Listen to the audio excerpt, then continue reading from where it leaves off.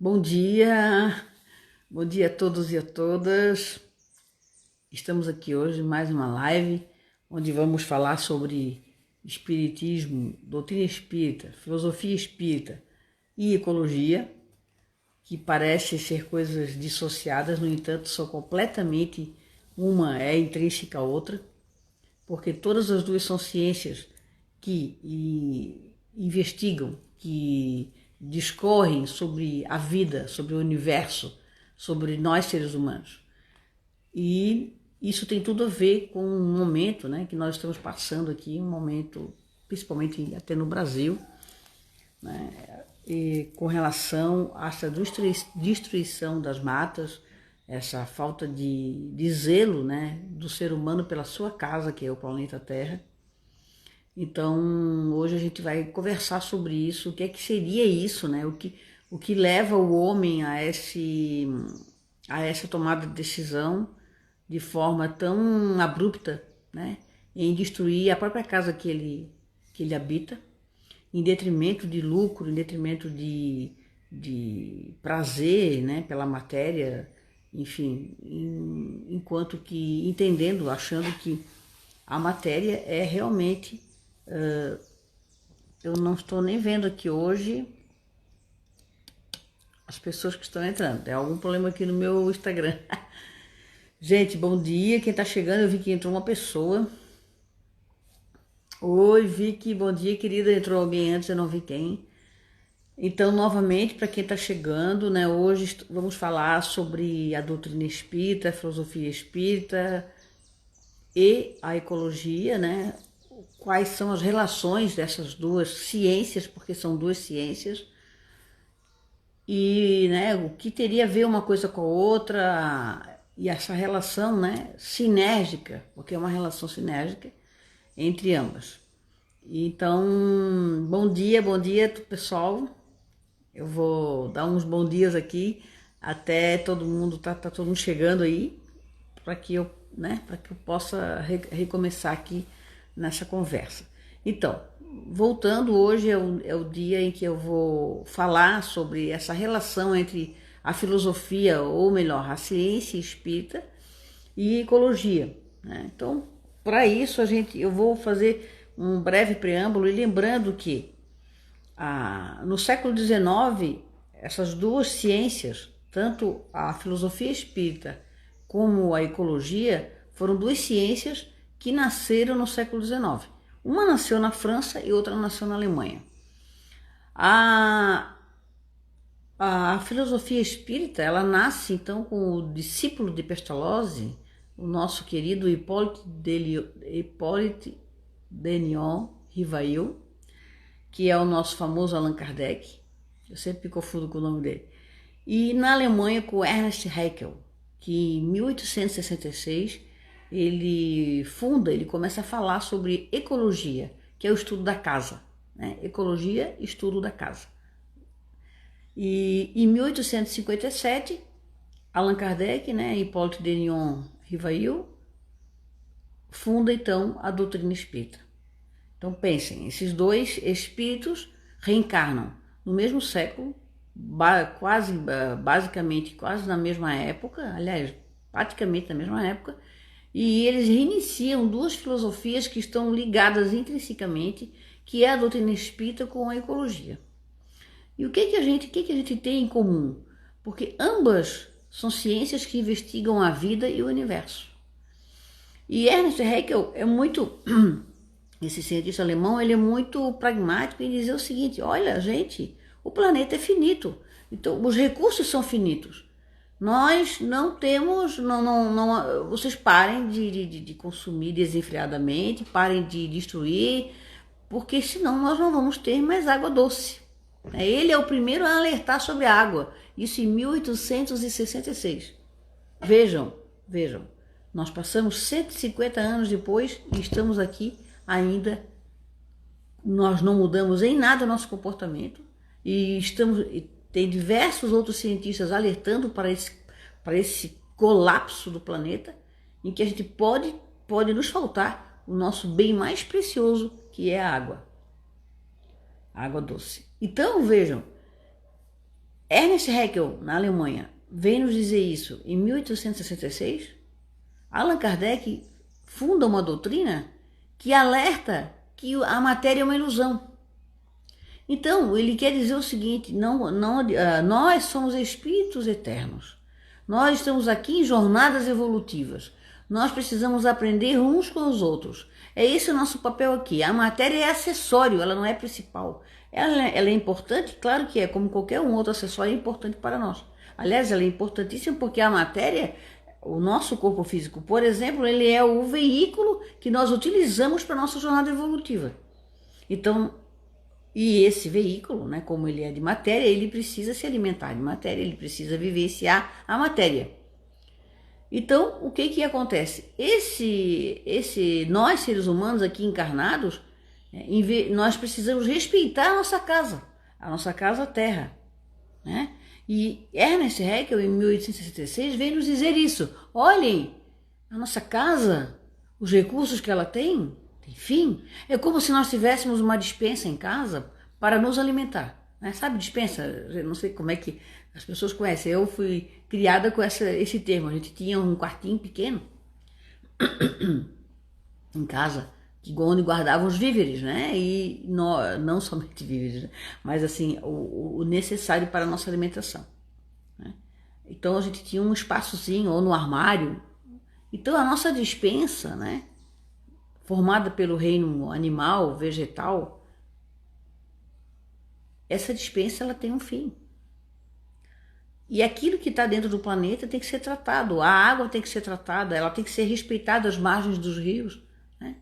Então, destruindo florestas e desmatando, nós estamos destruindo os rios. E é isso que as pessoas não conseguem entender quando elas vão num lugar maravilhoso, numa natureza linda, onde tem cachoeiras e rios, e jogam garrafas PETs, latas de bebida, ou, né, alimento, papel, plástico, jogam isso tudo dentro do rio. Como se os nossos rios fossem um depósito de lixo nas cachoeiras. Isso é um verdadeiro absurdo. Tem lugares aqui no Brasil que eu cheguei a visitar, acho que na verdade tem lugares, eu também pouco viajei, mas o pouco que eu viajei. Tem um lugar chamado Bonito, em Mato Grosso, que você só vai conhecer o lugar, ele faz jus a esse nome Bonito, porque é uma natureza incrível. Então, as corredeiras, as cachoeiras, aliás, qualquer lugar de turismo ecológico lá que a gente vai visitar, você tem que ir com um guia. Um guia acompanha você até lá. Você não vai sozinho. Você só pode visitar os locais com guia. Tem que ter autorização, porque o guia vai estar junto, vai estar orientando, e você não vê um chão, uma xepa de cigarro no chão, um palito de fósforo no chão, um papelzinho que seja pequeno, nada. Então é um cuidado com a natureza gigante. Então, isso eu fui lá há quase 20 anos. Imagine, nós também aqui na nossa cidade, Florianópolis, que sempre foi uma natureza cercada por todo, né? Como é uma ilha cercada de natureza por todo lado, né? É um recanto paradisíaco.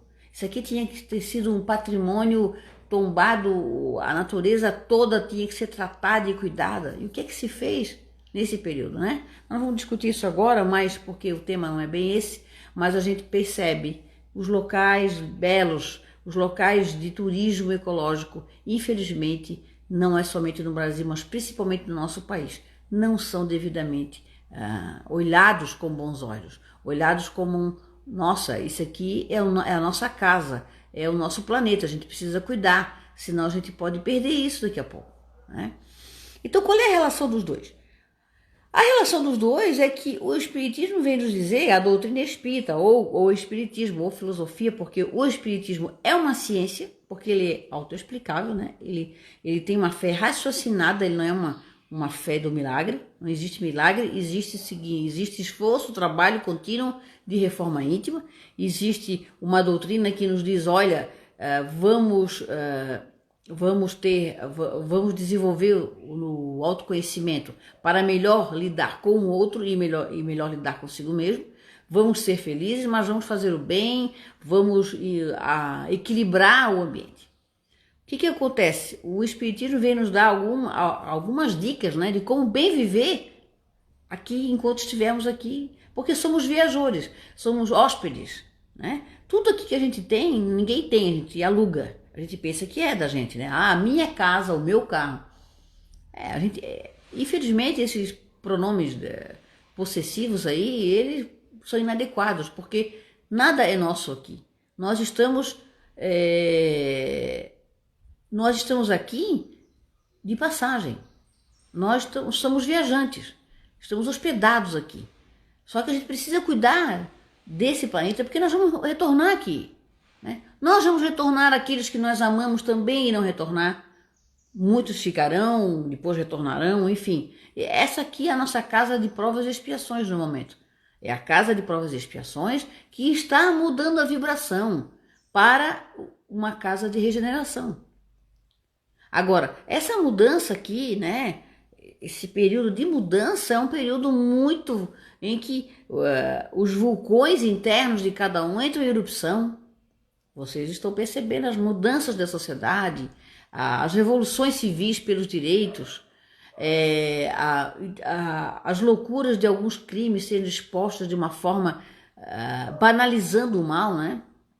O mal sendo banalizado de uma forma muito grande. Enfim, tudo que estava escondido vem à tona, nada mais fica debaixo do tapete. Está sendo passada uma grande vassoura aqui, limpando tudo, e está limpando mesmo. E está limpando. Só que para a gente limpar uma casa suja, a gente tem que conviver na sujeira. Não tem como. Nós vamos limpar a nossa casa quando está suja, a gente vai passar a vassoura, a gente vai sentir que a poeira volta, a gente vai ver a sujeira, ela vai encostar, vai grudar na gente, a poeira, né? Não tem como a gente limpar uma casa sem a gente também ser afetado por isso. Então nós estamos todos aqui sendo afetados por essa limpeza espiritual. Essa limpeza em que nós percebemos em todos os segmentos da sociedade. Então a filosofia espírita, né, como eu falei, espiritismo é filosofia e é ciência, porque ele se auto-explica, ele está nos dizendo o seguinte, né, e a ecologia vem nos dizer, olha pessoal, vamos lidar com as coisas aí, porque isso aí não é infinito, é finito. Se não tratarmos do planeta, nós vamos perder, vai morrer. Né? Ele não é eterno enquanto nós almas somos. E nós precisamos de uma casa para viver. E nós vamos ter que deixar nossa casa limpa, nossa casa arrumadinha, nossa casa equilibrada, harmonizada. Então, o que a gente pode dizer aqui, né, a respeito disso? Eu, por exemplo, nós vamos citar, nós chegamos num ambiente em que a nossa vibração está negativa. A gente chega em qualquer ambiente, vamos chegar na casa de alguém ou no local e a nossa vibração está extremamente negativa, com raiva, com mágoa e com até ódio às vezes de alguém, enfim, nós estamos vibrando daquela forma.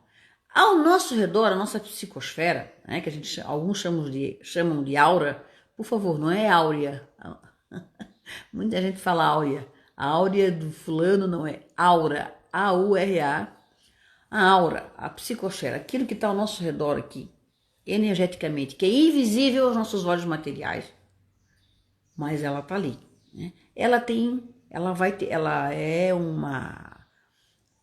uma camada aqui colorida, que às vezes fica escura, às vezes fica clara, às vezes fica vibrante, né? De acordo com a nossa vibração. Quando ela fica escura, é quando a gente está com sentimentos negativos, ela vai ficando um limbo, uma coisa escura, acinzentada, aquilo vai escurecendo.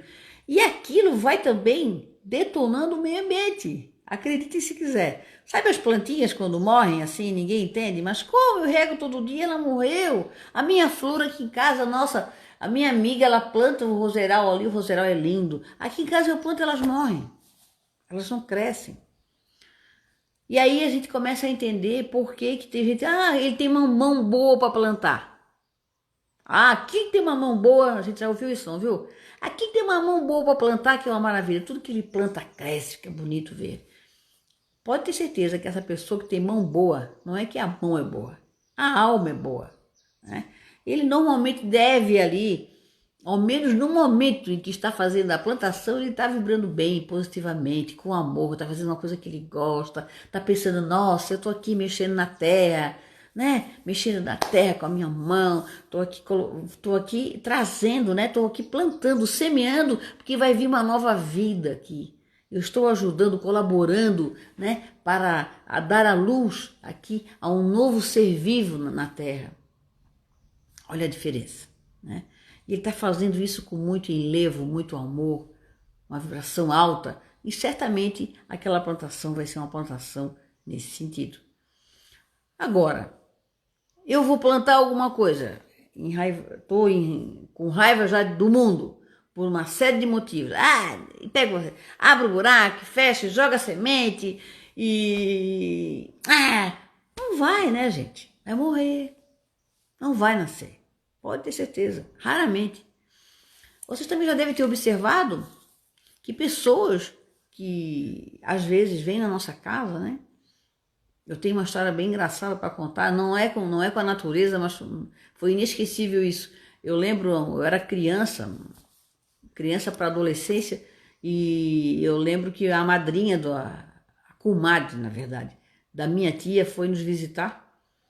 Então, comadre por quê? Porque a minha tia era a madrinha do filho dela.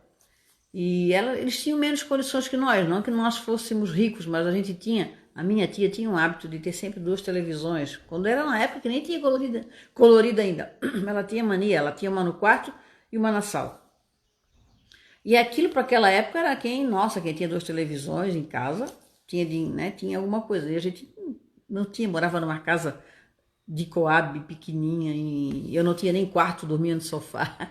Então, enfim, mas ela chegou lá e com o menino, que era criança, que devia ter, sei lá, seus 5 anos, e disse assim: nossa, fulano, disse o nome dele, né? Olha, tua madrinha tem 2 televisões, nós não temos nenhuma. Ela virou as costas, foi embora, a televisão queimou. Juro, gente. A televisão fez pá! O que foi aquilo ali? Aquele desejo e o inconformismo, que a gente chama popularmente de olho grande, né?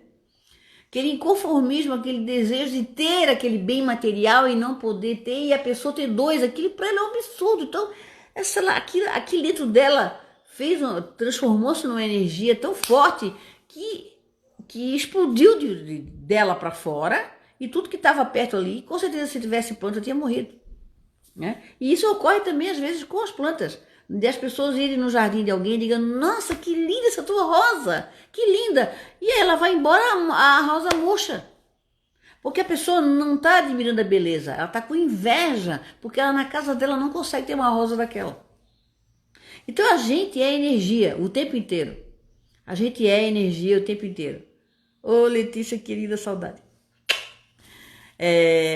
A gente é energia em matéria. Então, veja bem, olha só, o espiritismo e a ecologia nos trouxeram 2 viés de investigação da vida do universo e que se intercalam profundamente, né? Ambos, tanto o Haeckel como o Kardec, vêm nos dar um embasamento científico para a vida. Porque muita gente, o espiritismo é uma religião, não, todo mundo fala, até o próprio espiritismo em si, né? A federação, criou-se uma federação e tudo, mas não é. Eu nem gosto de dizer que eu tenho religião, porque religião é uma coisa muito complexa, né? Não vamos discutir isso agora. Mas ele é realmente uma ciência, porque ele se explica. Ele se explica em toda a sua dogmática, em toda a sua... Dizem ainda que não é dogmático, mas tem sim. Tem algumas dogmáticas de bem viver, né? Ele se auto-explica. Então, a gente precisa entender que nós estamos aqui numa jornada evolutiva. E o que interessa para nós é o espírito. A matéria é acessório. Isso é uma coisa que tem que ficar clara. Então, o Haeckel, lá em 1866, quando ele funda o estudo da casa nossa, que é a ecologia, né? Estudo da casa, ele veio nos dizer o seguinte: olha, gente, parem de consumir. Vocês estão consumindo matéria com energia. E isso tem fim. Isso não é infinito. Isso são os recursos que nós temos nesse planeta. Nós precisamos cuidar disso. Então, esse consumo desenfreado nos levará ao caos, ao colapso. Vai faltar. É aquilo que eu disse. A Terra é aquela dispensazinha que a gente tem ali, todos os recursos que nós precisamos para viver. E se a gente não cuidar daquilo ali e não repor, aquilo seca, acabou, deu, morreu. Fim. Né? E nós vamos morrer de sede e inanição. Os nossos corpos, né? Qual é a lição para o nosso espírito disso? Que não é a ambição desenfreada, né? O locupletamento, que para mim isso é locupletamento, né? Às custas de uma população em que necessita se alimentar, necessita viver, os grandes, os poderosos, se locupletam com os recursos da natureza, porque ele rouba da natureza, não para servir a sociedade, mas para ter altos lucros e benefício próprio. Então é um locupletamento para mim. A partir do momento que eu tenho uma madeireira lá dentro do Amazonas e estou desmatando para vender madeira, eu estou lá para vender madeira para servir a sociedade, não. Você tem áreas para isso, você pode ter a madeira sem precisar desmatar. Nós não precisamos, né? Eu não entendo, né? Não é a minha área, mas a gente sabe que pode depois replantar, né? Ou com eucalipto ou com qualquer outro, eu não conheço, mas enfim, nós não precisamos desmatar como nós estamos desmatando para virar pasto, para virar soja, para virar pasto de gado. E aí é um outro raciocínio a fazer, né?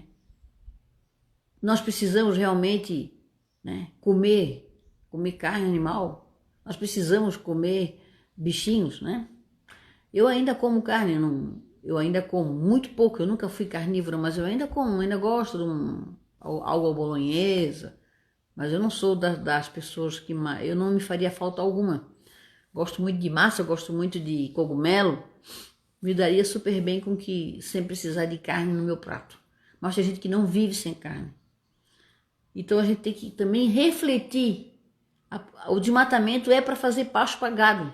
Porque quanto mais gente tem no mundo comendo carne, mais eu preciso ter gado. Se eu preciso ter gado, eu preciso alimentar o gado. E aí eu vou ter que fazer o quê? Ter pasto. E eu não tenho pasto, eu desmato para ter pasto.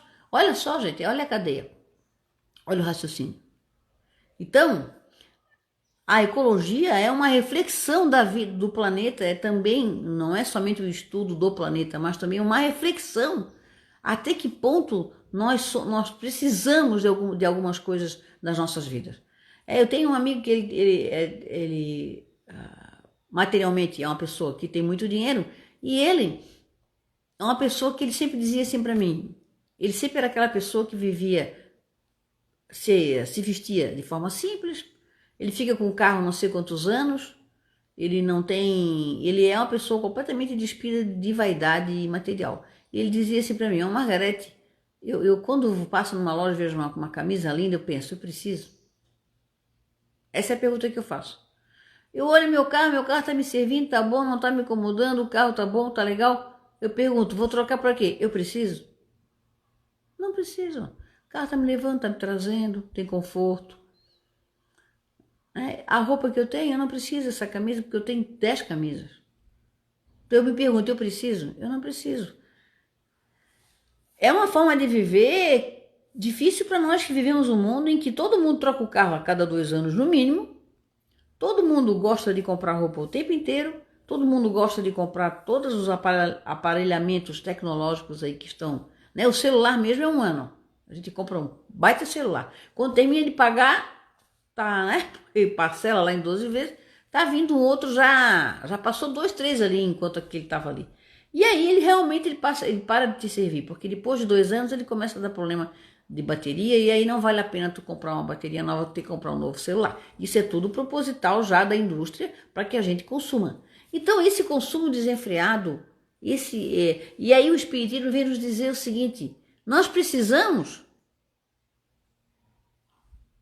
claro, exatamente, materialmente ele tem muito dinheiro, mas isso não significa que ele é rico de felicidade, meu amigo, né? Muita gente não tem muito dinheiro e não é feliz, né, gente? O dinheiro todo mundo precisa, né? Nós precisamos do dinheiro, para pagar conta, para pagar casa, pagar aluguel, pagar isso, pagar luz, pagar água, celular, a gente precisa se comunicar, a gente precisa ter luz, a gente precisa ter água, a gente precisa se vestir, a gente precisa comer, comprar remédio, a gente precisa ter plano de saúde, né? E aí tem depois, isso tudo são as necessidades básicas, né? Aí depois tem a perfumaria. viajar, né? Roupas caras, sapatos caros, carro do ano, altos celulares, isso tudo é perfumaria. Mas infelizmente nós invertemos a ordem. Nós jogamos o baita celular para frente, o carro para frente, em detrimento até da própria alimentação.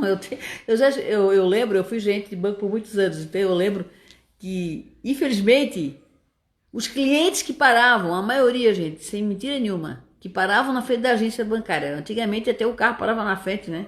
Não tinha tanto, nessa época aí que eu fui, dos anos 80 para 90. Não, final dos anos 80 para 90.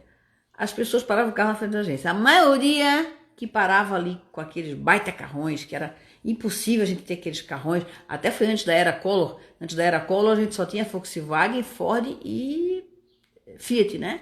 Volkswagen, Ford, Chevrolet e Fiat. Só as 4. O cara parava com aqueles, na época era o Escort da Ford, né? Que era um carro assim, que, meu Deus, né?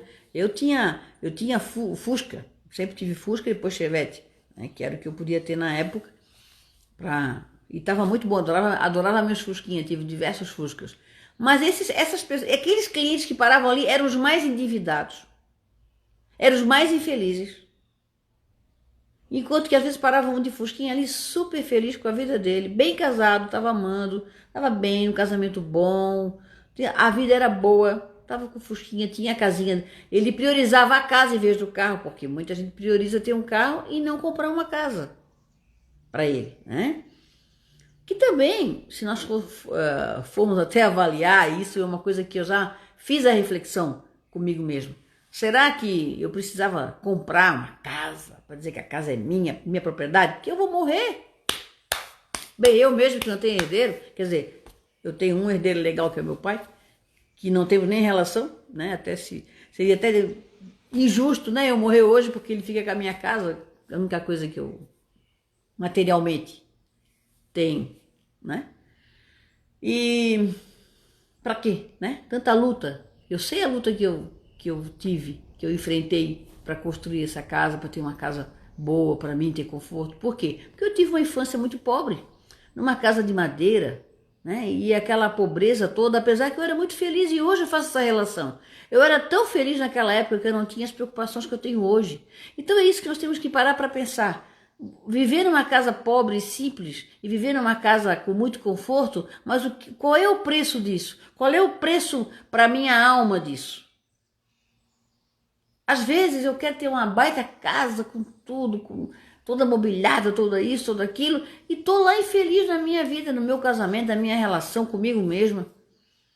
Então, o preço, às vezes, da matéria é muito caro. E é isso que o Kardec veio nos dizer em 1857, quando ele funda a doutrina espírita, diz, olha, gente, é ilusão.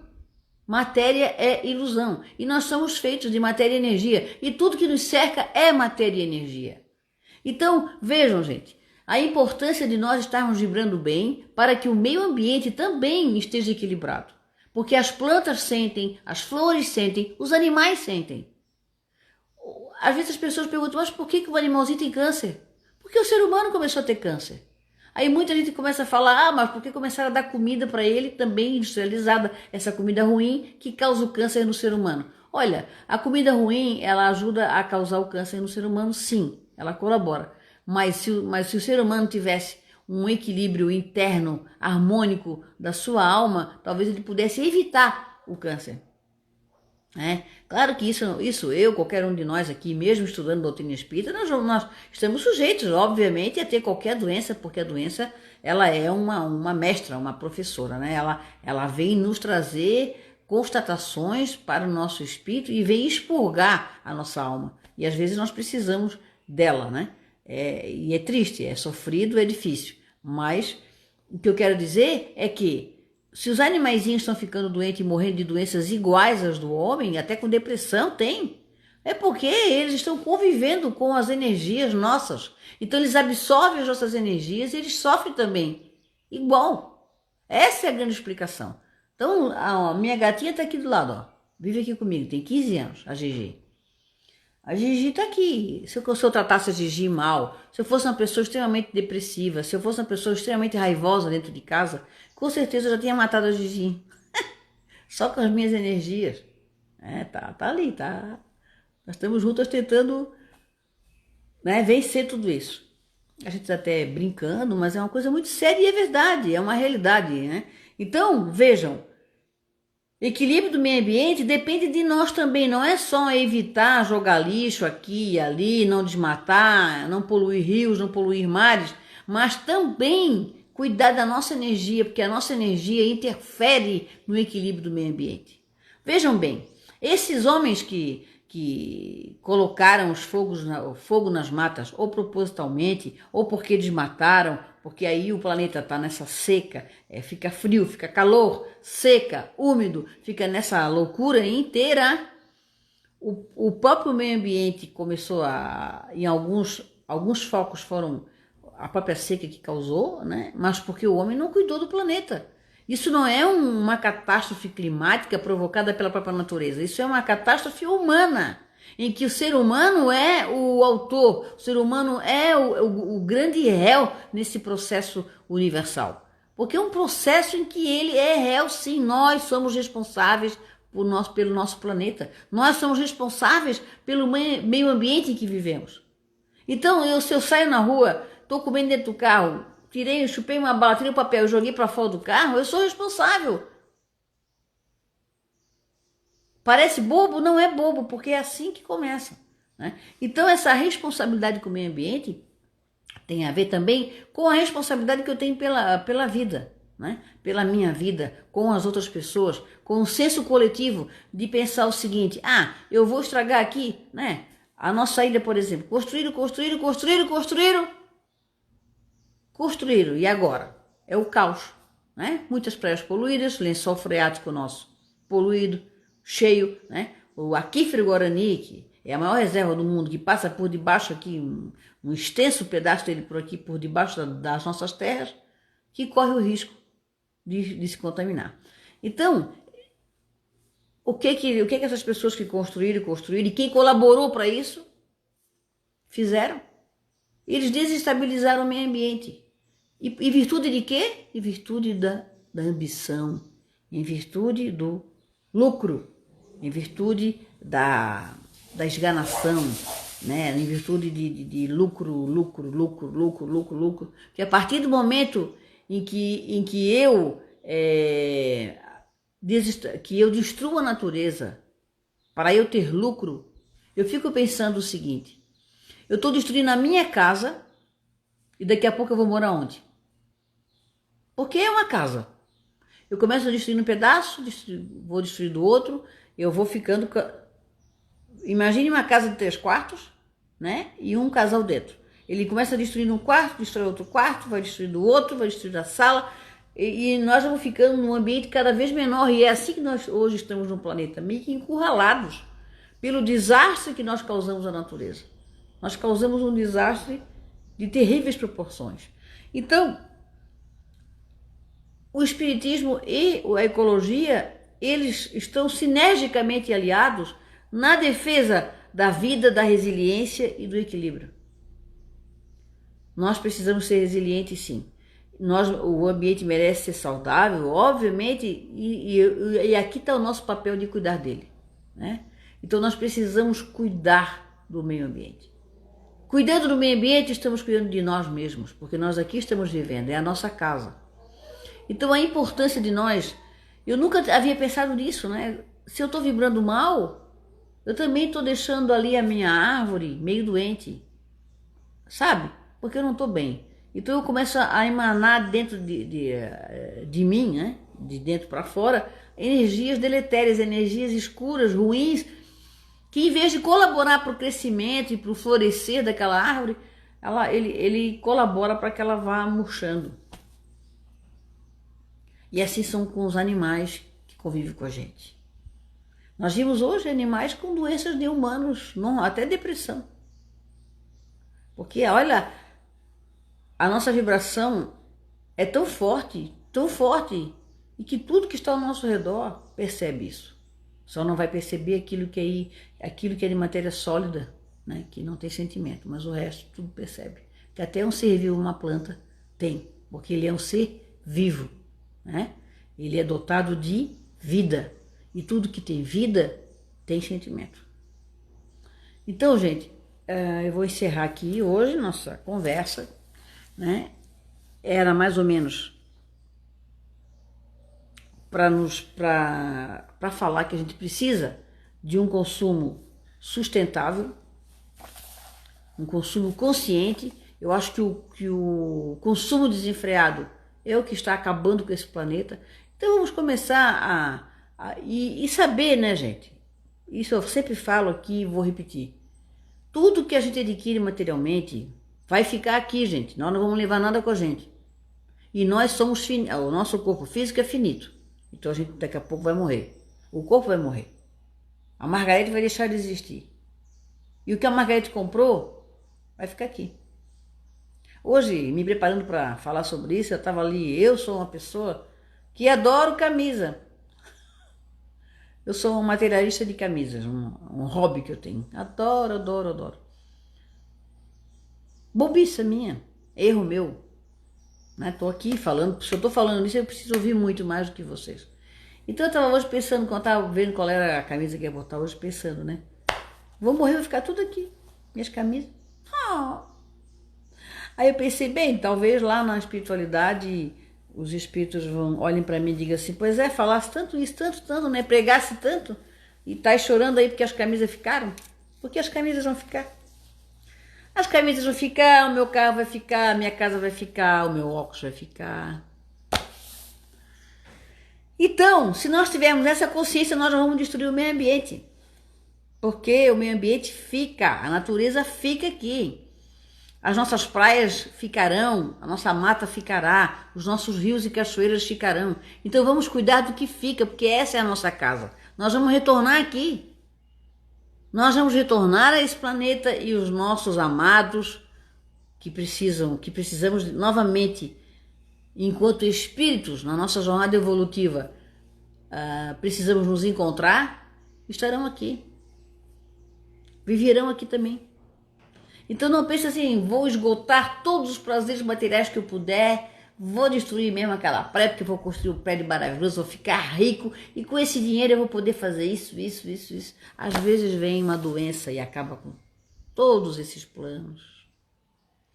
E eu fico muito rico, e aquele dinheiro não me serve para nada. Porque eu estou ali encarcerado no corpo físico e num corpo doente às vezes. Que não vai poder, não vai ter liberdade para usufruir desses lucros que eu tive, né? Na minha, digamos, na minha grande ilusão de entender que a matéria é que é principal, que o dinheiro é que é principal.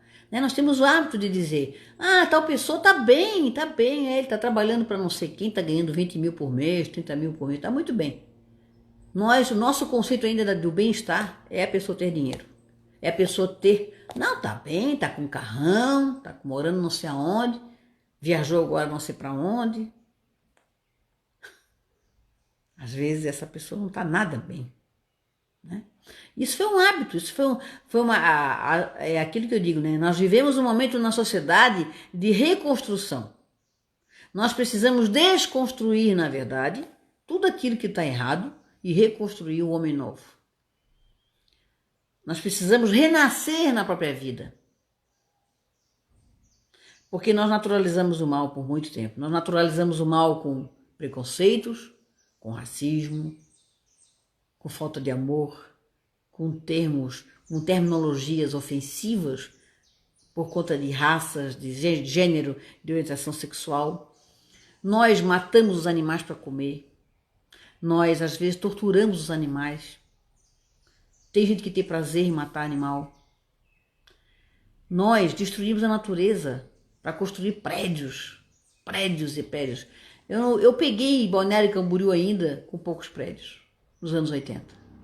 Olhem Balneário Camboriú, procurem na internet, Balneário Camboriú, em 1980, e olhem agora.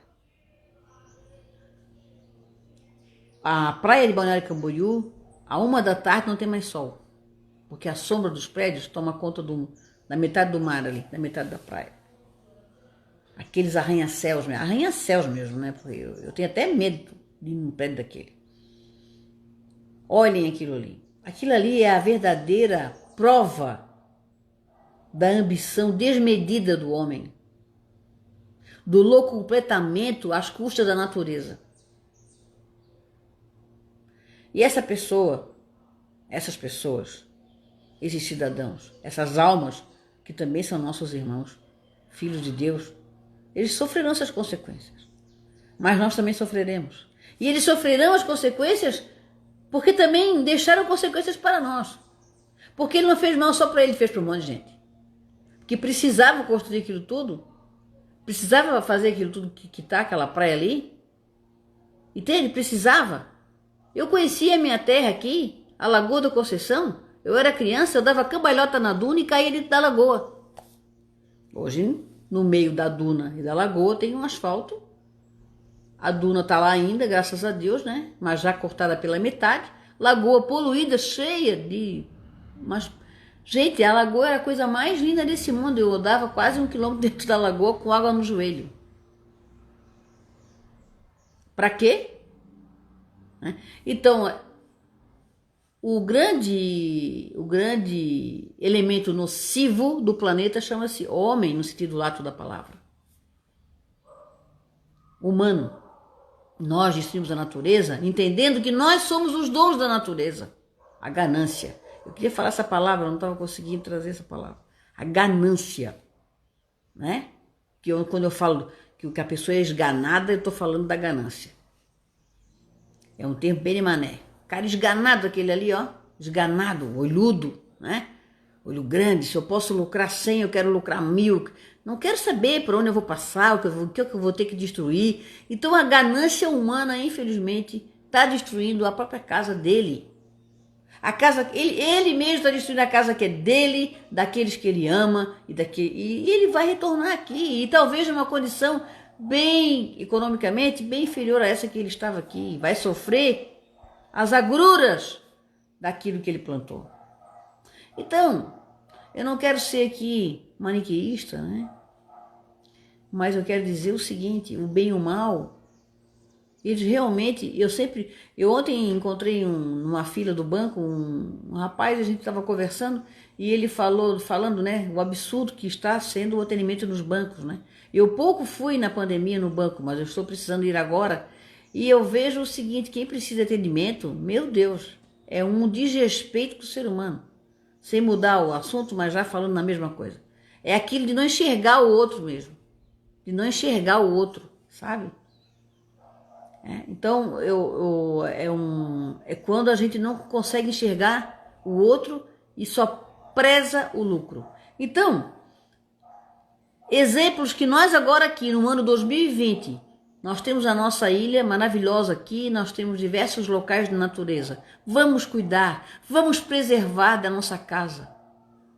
Né?